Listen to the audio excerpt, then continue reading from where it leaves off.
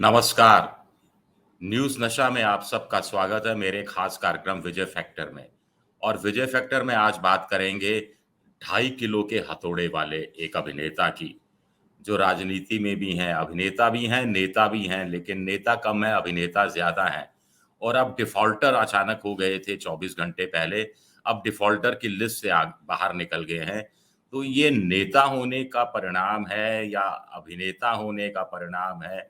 आप समझ गए होंगे हम बात कर रहे हैं सनी देओल की। सनी देओल की गदर 2 बड़ा गदर मचा रही है और वो बैंक ऑफ बड़ौदा गर्द गिराने में लगा हुआ है, जो सनी देओल गर्दा मचाए हुए हैं। कैसे? अब सनी देओल ने कुछ साल पहले अपने छोटे बेटे की एक फ़िल्म लॉन्च की थी, पल पल दिल के पास। उसके लिए 50 करोड़ का लोन लिया था। गारंटर उनके पिता धर्मेंद्र और उनके भाई बॉबी देओल थे। कर्जा आपने चुकाया नहीं और बैंक ने फिर ई-ऑक्शन के लिए एक विज्ञापन सा जारी कर दिया और ब्याज मिलाकर राशि 50 करोड़ से बढ़कर 56 करोड़ हो गई थी। अब बैंक का नियम ये है कि अगर आप 90 दिन तक या मूलधन नहीं लौटाते हैं या ब्याज नहीं लौटाते हैं, यानी ईएमआई नहीं चुकाते हैं एक तरह से, तो बैंक फिर इस तरह के कार्रवाई करता है, संपत्ति कुर्क करना, आपने जो रेहन रखा है उसमें से वसूली करने की कोशिश करना, क्योंकि बैंक इसको फिर एनपीए घोषित कर देता है। आपका जो खाता होता है उसको नॉन परफॉर्मिंग एसेट में बदल देता है और उसके बाद रिकवरी की कोशिश होती है। उसके बाद अगर आप किस्तें चुकाते हैं तो फिर बैंक एनपीए से आपका नाम हटा देगा, ई-ऑक्शन या कुछ नहीं होगा। आपको किस्तें 6 महीने के किस्तों के अंदर के तहत ले आनी है। तो अब बैंक का कहना है कि साहब तकनीकी खामी हो गई। अब सनी देओल जैसा इतना बड़ा अभिनेता, वो भी बीजेपी का सांसद, पंजाब का सांसद, सनी देओल अभिनेता को लेकर तो बैंक कुछ कर सकता है, ई ऑक्शन की बात, लेकिन सनी देओल नेता, बीजेपी का नेता, उसको लेकर बैंक कर सकता है, ये बड़ी हैरानी की बात है। तो जयराम रमेश भी इस पर हैरानी व्यक्त कर रहे हैं, कांग्रेस के प्रवक्ता। और कुछ और ने लोग भी इधर-उधर मैं देख रहा था सोशल मीडिया पर कह रहे हैं, कुछ लोग कह रहे हैं कि बैंक ऑफ बड़ौदा ने जानबूझकर इस समय ई ऑक्शन वाली बात की, क्योंकि वो चाहते थे कि सनी देओल पैसा चुका दे और चूँकि गदर 2 करीब 350 400 साढ़े 400 करोड़ रुपए कमा चुकी है, तो उनको पता था कि सनी देओल के पास पैसा है। और ये ऐसा हुआ भी, ई ऑक्शन की बारी आई और तारीख उसमें मुकर्रर की गई और सनी देओल ने सुना है कि पुरानी जो किस्तें जो वो चुका नहीं पा रहे थे, वो चुका दी और खुद को उन्होंने बैंक के ई ऑक्शन की परिधि से, यानी जुहू स्थित जो उनका बंगला है, पुराना बंगला है और बड़ी यादें जुड़ी हुई है, उसकी उसकी ई नीलामी होने से बचा लिया। कुछ लोग कह रहे हैं कि बीजेपी ये काम करवा रही है। बीजेपी ने बैंक ऑफ बड़ौदा से काम करवाया, क्योंकि बैंक ऑफ बड़ौदा की तो हैसियत है ही नहीं ऐसी। औकात नहीं है कि वो ई ई ई ऑक्शन का एक नोटिस तक जारी कर दे। अब बीजेपी ने क्यों कराया? क्योंकि वो गुरदासपुर से सांसद हैं, संसद में भी नहीं आते हैं। इस बार अखबारों में भी छप गया कि इस बार 8% उनकी उपस्थिति रही, उससे पहले वाले सत्र में 0% उपस्थिति रही थी। आज तक कोई सवाल भी नहीं पूछा गया है। आपको ध्यान होगा कि जब ओम बिरला स्पीकर बने थे, तो उन्होंने नए लोगों से, और वो चाहते थे कि हर कोई संसद में बोले, कम से कम एक बार तो बोले। अब कहते हैं ना कि बोहनी तो करे। तो उन्होंने जो सांसद नए-नए बने थे, पहली बार बने थे, जो बोलते नहीं थे, उनको पर्सनली फ़ोन किया था। सनी देओल को भी 2 बार फ़ोन किया था कि आप भी बोलिए, मैं आपको बोलने का मौका दूँगा, 1 मिनट, 2 मिनट, 30 सेकंड, 40 सेकंड, लेकिन बोलिए तो सही। लेकिन ओम बिरला के कहने पर करीब-करीब सनी देओल को छोड़कर सारे सांसदों ने बोला था, ऐसी बात कही जा रही थी। मुझे नहीं मालूम उसके बाद सनी देओल ने आगे कभी बहस में दखल दिया हो या कुछ बोला हो अपनी तरफ से, कोई फ़िल्म इंडस्ट्री के बारे में कोई सवाल उठाने की कोशिश की हो। उनकी माँ हेमा मालिनी भी उसी सदन में मौजूद हैं। पिछले 2 बार से सदन में हैं, मथुरा से चुनाव लड़ी हैं। उनके पिता धर्मेंद्र बीकानेर से 2004 में सांसद बने थे बीजेपी के टिकट पर, माँ हेमा मालिनी भी बीजेपी के टिकट पर। तो एक तरह से सियासत का ज्ञान नहीं है, लोकसभा के नियम, कायदे, कानून नहीं है, पता नहीं है, इस बात की हम कह सकते हैं कि जानकारी उनको नहीं है, ये गलत बात होगी। 3 लोगों को पेंशन, धर्मेंद्र को भी पेंशन मिलती है, हेमा जी को भी पेंशन मिलेगी, क्योंकि वो भी इशारे कर चुकी हैं कि वो मथुरा से ही चुनाव लड़ना चाहती हैं और बीजेपी उनको शायद जगह बदलना चाहती है। एक लगता है कि देओल परिवार से बीजेपी की कुछ नाराज़गी बढ़ गई है क्या? क्योंकि पिछली बार भी जब लोकसभा चुनाव 2019 का हुआ था, तो हेमा मालिनी मथुरा से चुनाव लड़ रही थी। मैं खुद वहाँ गया था कवर करने और उनका मैंने इंटरव्यू भी लिया था। तब हेमा मालिनी ने भी बातचीत में एक संकेत दिया था कि उन पर बड़ा दबाव था कि वो चुनाव नहीं लड़ें या फिर कुछ लोग उनके चुनाव उनकी जगह खुद को आगे रख रहे थे। तो हेमा मालिनी ने भी कहा कि मेरा सहयोग नहीं करेंगे ये लोग। मैं तो ये कहना चाहती हूँ कि मेरा ये आखिरी चुनाव है, उसके बाद आप लड़ लीजिएगा, जिसको लड़ना है लड़े, जिसको बीजेपी की तरफ से संसद में जाना है, मेरी कोई इस खास रुचि नहीं है। तो अपनी अनिच्छा जाहिर की थी। अभी भी स्मृति ईरानी वाला मामला हुआ था जब स्मृति ईरानी ने 20 सांसदों के साथ, महिला सांसदों के साथ मिलकर एक हस्ताक्षर अभियान चलाया था कि राहुल गांधी ने फ्लाइंग किस दिया था। तो उस हस्ताक्षर अभियान के तहत जो ज्ञापन था, जो स्पीकर साहब को दिया गया था, उस पर हेमा मालिनी ने साइन करने से मना कर दिया था। उन्होंने कहा कि मैंने नहीं देखा तो मैं कैसे साइन कर दूँ? मैंने सुना है, मैंने देखा नहीं है।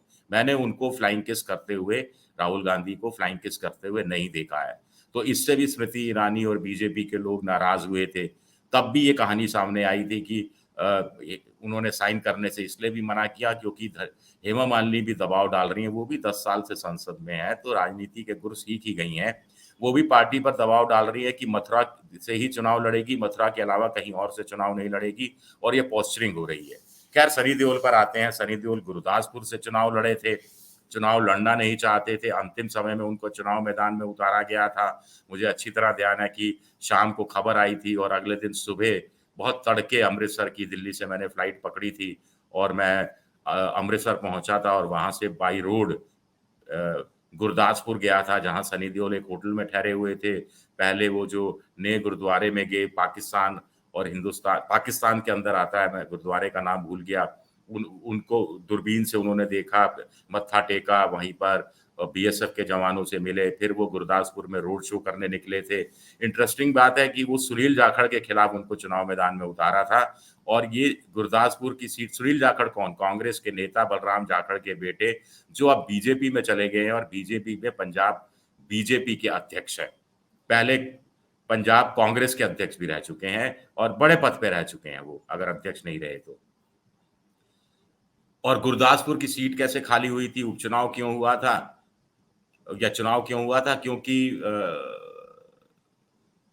विनोद खन्ना की सीट हुआ करती थी, बीजेपी की तरफ से थे और 2-3 बार वो चुनाव जीते थे वहाँ पर और बड़े संपर्क में रहते थे, सतत संपर्क में रहते थे। गुरदासपुर की जनता आज भी उनको याद करती है और ऐसा कहा जा रहा है कि सनी देओल अब चुनाव नहीं लड़ना चाहते। पिछली बार भी उन्होंने लड़ लिया था चुनाव दबाव में आकर। जब मैं गया था पिछली बार कवर करने, तो सुनील जाखड़ कैंप की तरफ से, यानी कांग्रेस कैंप की तरफ से कहा जा रहा था, क्योंकि वाक़ई में डर था, क्योंकि सनी देओल वहाँ से चुनाव लड़ रहे थे। मोटे तौर पर पंजाब के ही, गुरदासपुर के ही आस-पास के रहने वाले हैं उनके पूर्वज, ऐसा बताया जाता है। पुश्तैनी गाँव भी आस-पास कहीं बताया जाता है और सुनील जाखड़ को हार का डर सता रहा था और पिछले 2, 3, 4 किलोमीटर मैं उनके साथ, सनी देओल के साथ ट्रक में खड़ा रहा था और मैंने जो जायज़ा लिया था उससे साफ लग रहा था कि सनी देओल चुनाव निकालने में कामयाब हो जाएँगे।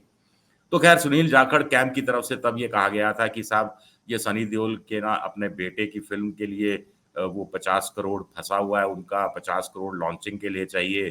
तो बीजेपी ने उन्हें टिकट ऑफ़र किया तो उन्होंने कहा कि 50 रुपए कि चुनाव प्रचार में तो धेला खर्च नहीं करूँगा। धर्मेंद्र ने भी यही कहा था कि चवन्नी खर्च नहीं करूँगा बीकानेर से, जब उनको चुनाव लड़वाने के लिए बीजेपी के जाट नेता जयपुर से मुंबई पहुँचे थे। तो खैर सनी देओल ने कहा कि 50 करोड़ रुपए चाहिए और 50 करोड़ रुपए अपने बेटे की फ़िल्म की लॉन्चिंग के लिए, बेटे को लॉन्च करने के लिए, ये बातें कही जा रही थी। मुझे नहीं मालूम इसमें कितनी सच्चाई है, कितनी सच्चाई नहीं है। कुछ लोग कह रहे हैं कि साहब सच्चाई होती तो फिर बैंक ऑफ बड़ौदा से 50 करोड़ का कर्ज़ क्यों लेना पड़ता, जिसको चुकाने में अब नहीं चुका पाए न, तो उस पर जो नीलामी वाली बात हुई।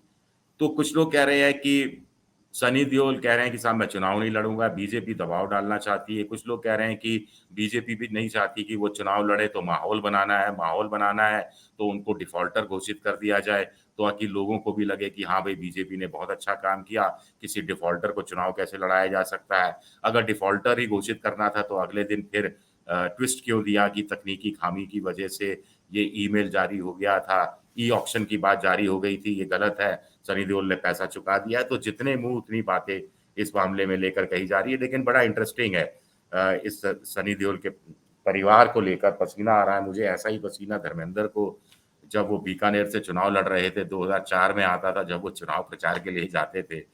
दरअसल उनको तैयार किया था विजय पूनिया ने, बीजेपी के ही नेता हैं, और विजय पूनिया से मेरी अच्छी दोस्ती थी, तो विजय पूनिया ने ही मुझे बहुत सारी बातें बताई थी कि धर्मेंद्र कैसे हिचक रहे थे, फिर कैसे कहा कि चवन्नी जेब से खर्च नहीं करूँगा। फिर उनके चुनाव प्रचार में सनी देओल आए थे, बॉबी देओल आए थे, ईशा देओल आई थी, इधर हेमा मालिनी आई, नहीं आई मुझे ध्यान नहीं, शायद आई थी, हेमा मालिनी भी बाद में आई थी। मैं नहीं था उस समय उस कवरेज के टाइम। और वो दिन भर लोगों से मिलना, थोड़ा देर से निकलते थे, 12-1 बजे के आसपास चुनाव प्रचार के लिए निकलते थे, लेकिन देर रात को फिर लौटते थे और मलदल के बड़ा नहाते थे, बहुत देर तक बाथरूम में नहाते रहते थे कि यार पता नहीं कहाँ-कहाँ, किन-किन लोगों से मिलना होता है, कोई बीमारी ना हो जाए। तो फ़िल्म स्टार हैं, सितारे हैं, हेल्थ का और सेहत के इश्यूज़ को बड़े ध्यान से देखते हैं। और फिर धर्मेंद्र का भी मोहभंग हो गया था, आपको ध्यान है, पॉलिटिक्स उनके इस कप ऑफ टी नहीं थी। ये हेमा मालिनी ने भी कहा था कि धर्मेंद्र जी को चुनाव नहीं लड़ना चाहिए था, क्योंकि समय भी नहीं निकाल पा रहे थे और बीजेपी ने एक एजेंट रख दिया था जो उनके बिहाफ पर काम करता था। वो एजेंट भी ढंग से काम नहीं कर पा रहा था। फिर बीकानेर के लिए सीधी फ्लाइट नहीं थी, अब तो शुरू हो गई है फ्लाइट। पहले सीधी फ्लाइट भी नहीं थी, एयरफोर्स स्टेशन नाल पे उतरती है और उस एयरपोर्ट का इस्तेमाल होता है एयरफोर्स स्टेशन पे। तो पहले आप जोधपुर आइए, जोधपुर से गाड़ी से जाइए या जयपुर आइए, जयपुर से गाड़ी में जाइए, दोनों स्थितियों में 4 साढ़े 4 5 घंटे लग जाते थे। तो ये वजह भी थी। ख़ैर सनी देओल पर आते हैं, सनी देओल की बात कर रहे थे हम, तो इसको लेकर अब एक नया विवाद शुरू हुआ है। हालाँकि अब इतना पैसा चुकाया तो क्या बैंक ऑफ बड़ौदा की वाक़ई में सनी देओल से पैसा उगलवाने के लिए ये वाक़ई में एक ये आइडिया निकाला गया। अगर आइडिया निकाला गया कि साहब ई ऑक्शन की कर देंगे और सनी देओल को लगेगा कि उनकी प्रतिष्ठा थू-थू हो रही है, ख़ास तौर से ऐसे माहौल में जब गदर 2 धूम मचाए हुए है, 400-500 करोड़ रुपया कमाने की तरफ बढ़ रही है या कमा चुकी है, तो ऐसे में पैसा वापस आ जाएगा।